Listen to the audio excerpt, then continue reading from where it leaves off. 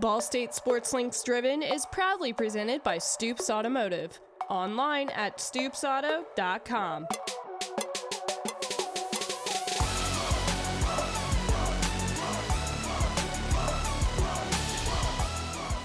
Dad always told me that I was always the first one in the water and the last one out at practice. I didn't know exactly how or if or when it would happen. I just, my plan was just to come in and work hard.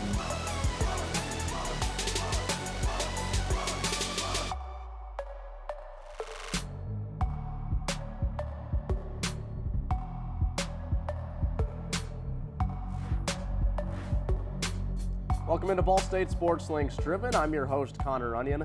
She's Allie Luthman. Allie, great to be with you for another episode here. Thank you, Connor. We'll celebrate the accomplishments of Ball State athletes here in the next half hour or so. Absolutely. All right, and we're going to get right into it with Riley Neal and how not being able to tackle gave him a spot on the Ball State football team.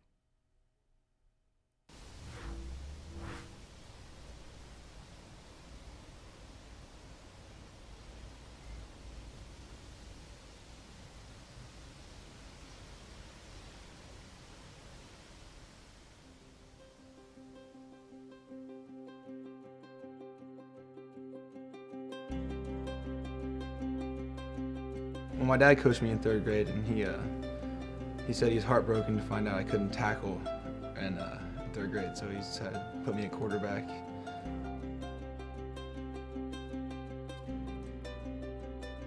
Yeah, they're both really influential to me. They were both pretty good players back in their day, and both came here to play. Different circumstances. My dad started as a walk-on and earned a scholarship, and my Uncle Jay was actually pretty highly recruited by the Big Ten as well, but I guess he just wanted to stay home and play for Ball State, so he did that and was pretty successful here for 4 years. So they're both really influential towards me.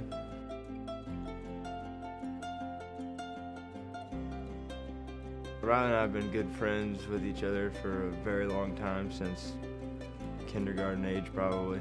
We've been playing football and all kinds of sports together for a long time, and our friendship has just kind of grown throughout sports. He's been one of my closest friends for a while now, and playing sports together is something that we really bonded with. So it's really cool.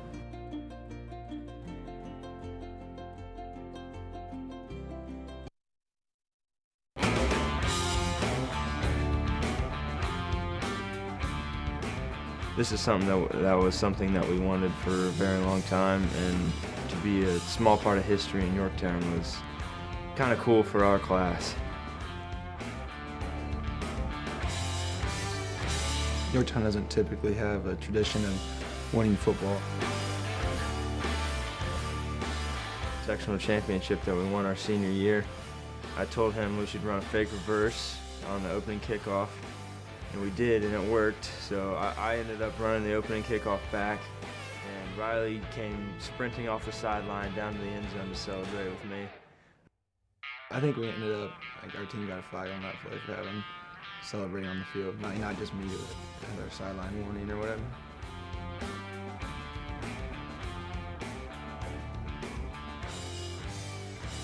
Well, here he is. He comes in. He's had an incredibly successful high school career, both in football and in basketball. And you wonder how coachable and how quick of a learner he might be. And he's been terrific in both of those aspects. I don't know what my expectations were necessarily. I knew what I wanted, and I wanted to play, but I didn't know exactly how or if or when it would happen. I just, my plan was just to come in and work hard and see where that would take me.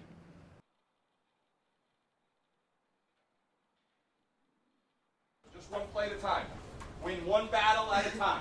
One play at a time, one battle at a time. First and 10, 0-0, all right? Let me worry about the scoreboard. Got it? All right, let's go. Bring it up. Jack Milas got the start at quarterback, but then Riley Neal came in for the final 2 drives of the first half to lead the offense.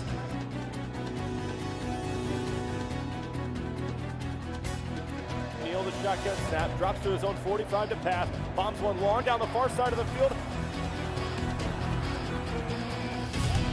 Again, elusiveness from Riley Neal, escaping the pocket.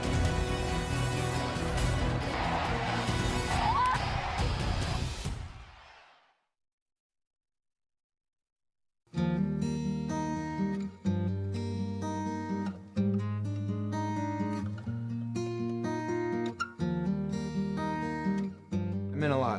All the guys here have been really accepting, even before any of them knew I was starting. I mean, on my official visit when I came here, or just first day, you know, guys, hey, come over and hang out with us tonight. So, I mean, everyone here has been really, really accepting, really nice to everyone, not just me, just the freshman class in general. The amount that we've been able to throw at him still so early in his career has been impressive, and how even-keeled he is, and how he takes criticism well, and how he tries to learn from his mistakes every day in practice. He's really been a pleasure to work with. You know what I'm saying? That's the same thing you do to Jordan. He's getting beat, but he's cutting one. There's no one on him. You know what I'm saying? Don't rush that.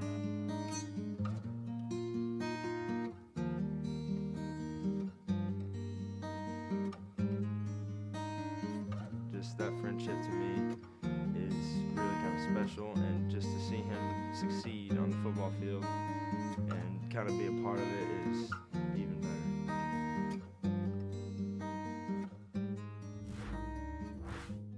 A solid rookie campaign from Riley Neal, the only freshman in the Mid-American Conference to be ranked in the top 10 in both passing yards and total offense. Also did a sensational job protecting the football. He had 16 touchdown passes compared to only 6 interceptions.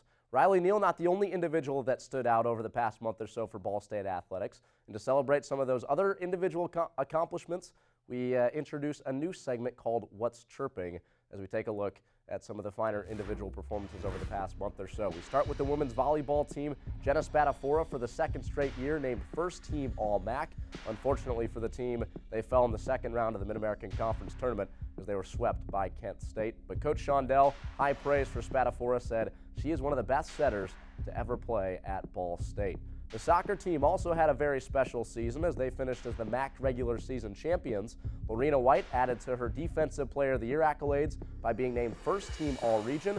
Senior Chelsea Swackhammer led the Mid-American Conference in game-winning goals with 5. She's a second team selection along with Mid-American Conference Freshman of the Year Abby Boswell.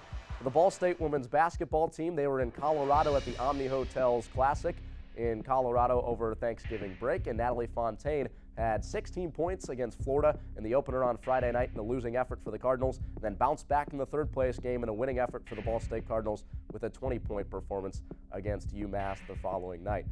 The football team sends Jordan Williams to the NFLPA Collegiate Bowl. Now, Jordan's seen what Willie Snead's done at the next level. Now, Jordan could potentially be next. He'll have a chance to work out in front of NFL scouts in 2016. So he finished 4th in Ball State history in receptions and receiving yards.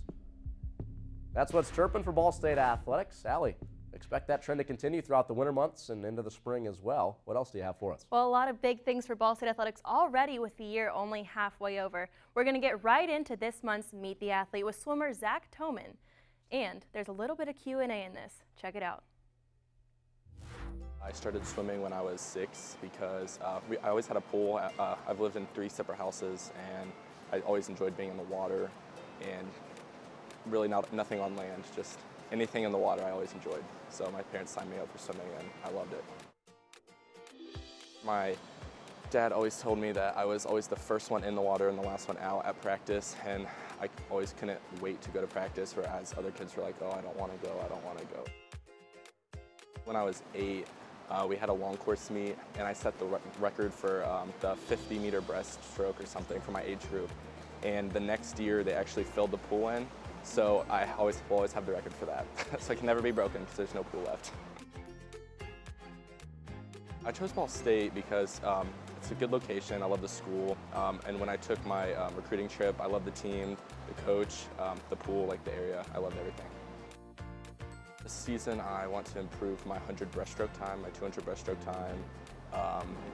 I'd like to be on the MAC team again. This year, we got 3 new really good freshman breaststrokers, so it's nice to have them to help me to compete with them, I guess, and to push me harder and harder. What's your favorite color? Blue. When's your birthday? July 26, 1995. Favorite holiday? Christmas. Cats or dogs? Dogs. Favorite animal? A lion. A lion? I have no idea. Favorite food? Chicken wings. And the last one is celebrity crush. Selena Gomez. Nice. I like, okay. This past weekend, Ball State Sports Link produced 3 games in only 4 days for ESPN3. Here's the recap. Tonight, it's the Ohio Valley Fighting Scots coming to town. It's Ball State women's basketball on ESPN3. Here's Frazier splitting the lane, dump down for Bennett.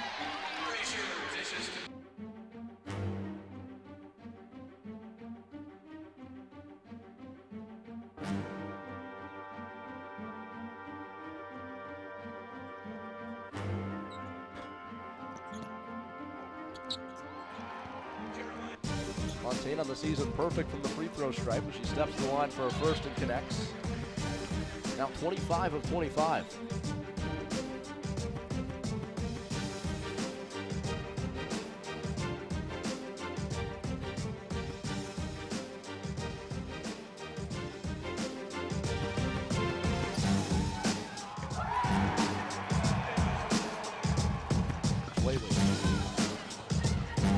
Mitchell on the interception for Ohio Valley.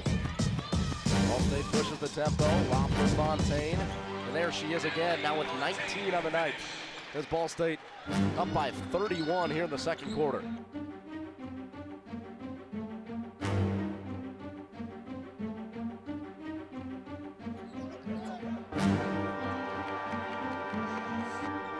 Inside half a minute to play, Ball State forces a turnover with Jose. Has to do with Joe Morrison finding her range in downtown. Absolutely, the court is her playground tonight.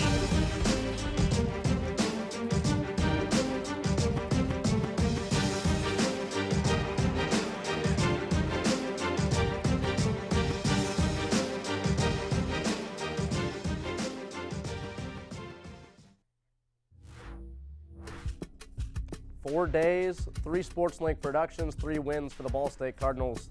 Sensing a little bit of a trend there for these Ball State basketball teams. When SL produces, they simply win. This ESPN3 deal has been great not only for the Mid-American Conference, but obviously for Ball State as well. Every single home game for Ball State women's and men's basketball on the family of networks this season. So take a look. Conference play coming up with Toledo coming to town for both the men's and the women's side. Shortly after New Year's, January 2nd for the women's and January 6th for the men's squad. Clint Fink is upstairs. He's feeling the holiday spirit. He has some more from Ball State Athletics on social media.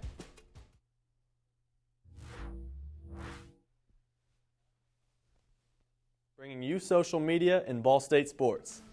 The Ball State baseball team put some Christmas spirit into their off-season workout during their Santa squat day. The Christmas part was cool. It's kind of a little bit of fun, a little something to get us jacked up.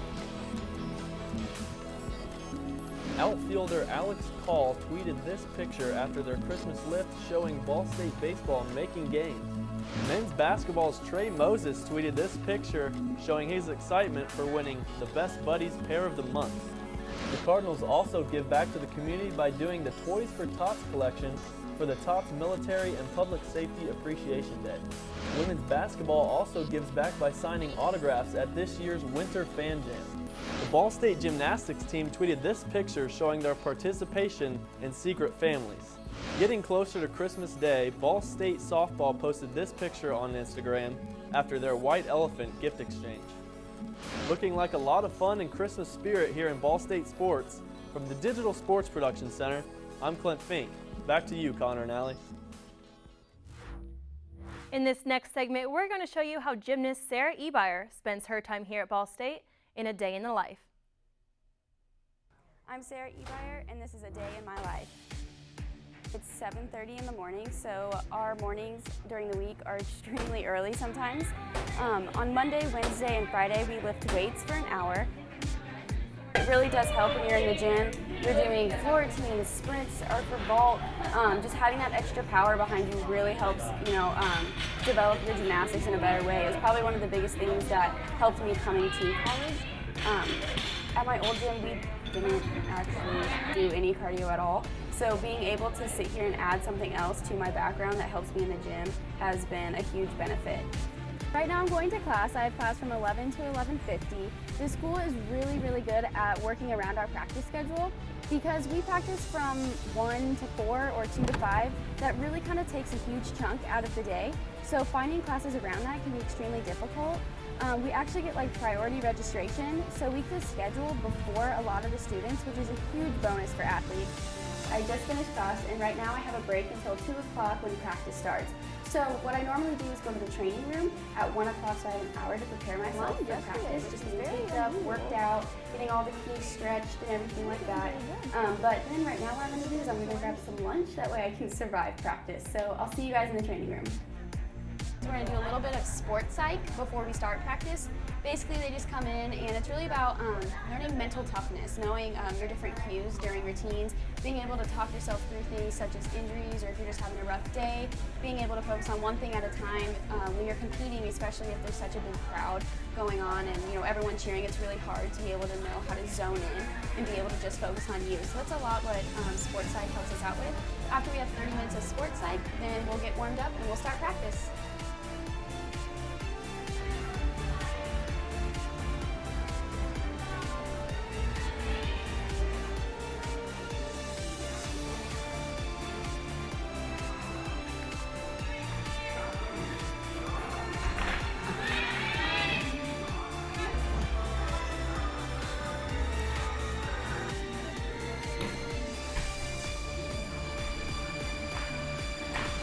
Today's practice is from 2:30 to 5. I'm Sarah Ebeyer, and this is a day in my life.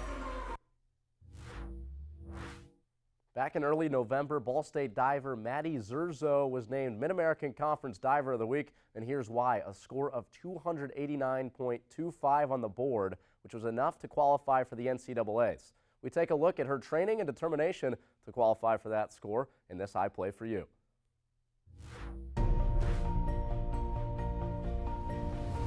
I turn my fear into fuel. My doubt into trusting my body.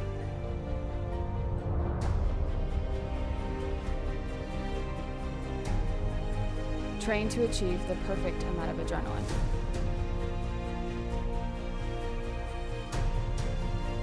Not too much, not too little. This is no race, but a battle against gravity.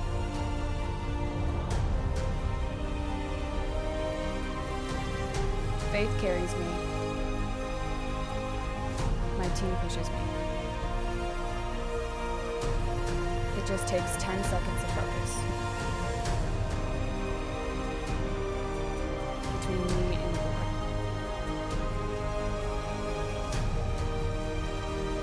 I'm always waiting on a score. My strength is not my own, but comes from God alone.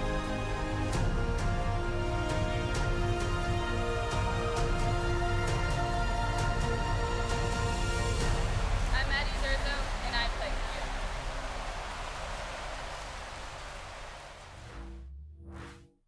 We thought we were inspired 2 years ago when we learned of the courageous fight that Tanner Barton is putting up against type 1 diabetes, but the advocacy for a cure and the fight has continued for Tanner Barton here 2 years later, and he makes an encore here on Driven. And it was September 2nd, 2003. That day will always stick with me because it was a life-changing day. At the age of 8 years old, Tanner came to the realization that his journey would not be the same as most his age. Why do I have to be the one? Why am I sitting out at practice? Why do I have to go back and swim when I could have done it right then, but I can't do it right then? So anger, I think, and a little bit of embarrassment. He really didn't want to share with anybody. He didn't want anybody to know. I remember sitting somewhere and giving himself a shot in his leg under the table so nobody would see.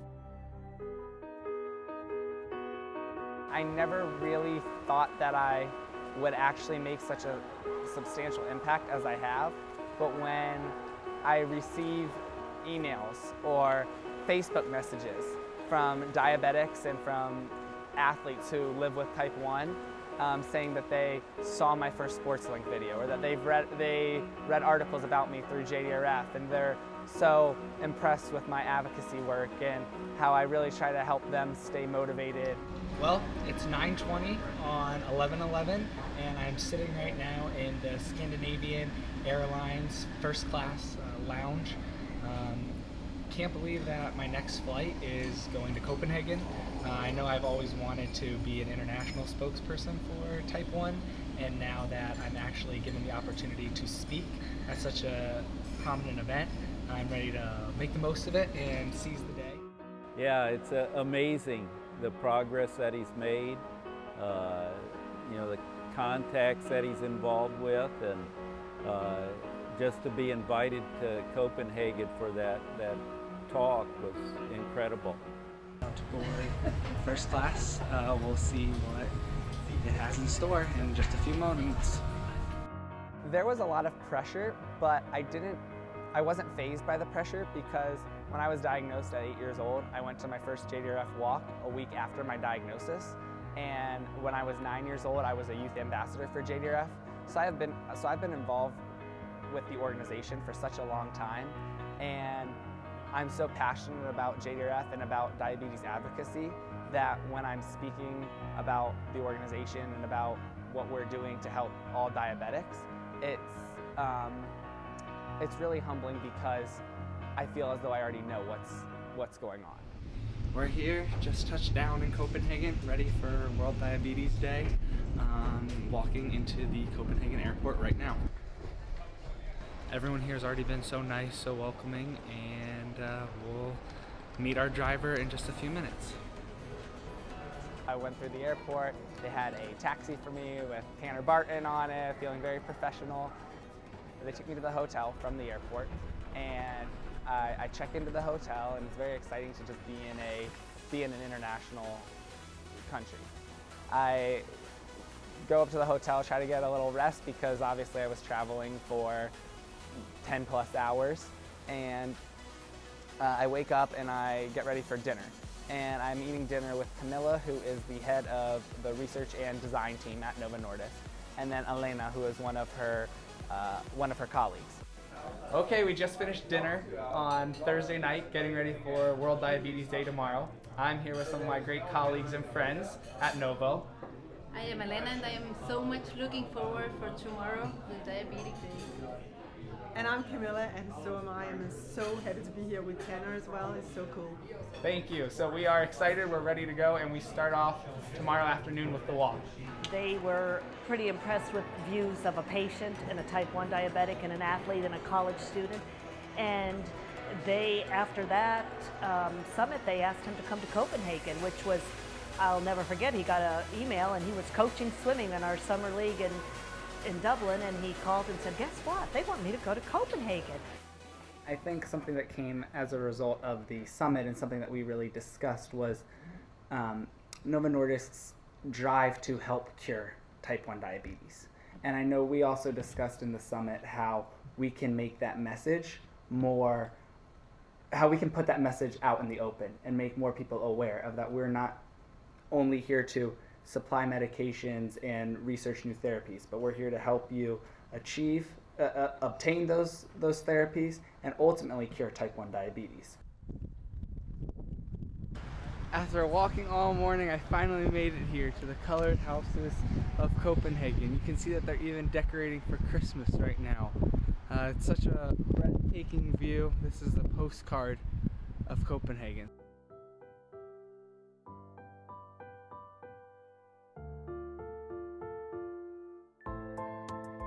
Well, I'm back in Indy. That was probably the quickest but most exciting 48-hour international trip that I've ever taken. It's always a good sign too to be back in Indiana, to get ready to work hard, and you know you're loved when your teammates are here to pick you up. So we'll see if JD's outside ready to take me back to good old Muncie the Funcy. Hey, JD came to pick me up from the airport after he just killed it in the 1,000 free at Red and White. I asked him if I could be a chaperone. I think it'd be great to just be a part of his life. I'm going to go from where we are now to having a cure.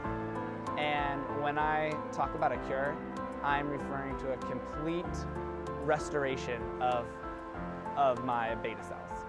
And I'm referring to that 7-year-old Tanner who didn't have to worry about carb counting and didn't have to worry about testing my blood sugar and worrying if my blood sugar was going to go low in practice or if I would be high before a meet. It would reverse everything physiologically in my body, but it would also eliminate that burden and the fear of living with type 1 diabetes every day. So I do think a cure will be discovered in my lifetime. I would love it. I would love for it to be sooner rather than later, but I think we're currently on the right path because now patients, patient organizations like JDRF, pharmaceutical companies like Novo Nordisk, we're all working together and we all have that same mission, which is to turn type 1 into type 9. Tanner Barton continues to inspire as that wraps up this episode of Driven. For more on Ball State SportsLink, go to @BSU SportsLink on Twitter as well as on Instagram. She's Allie Luthman. I'm Connor Runyon. Our executive producer was JC Obringer. We'll talk to you next month on Ball State SportsLink's Driven.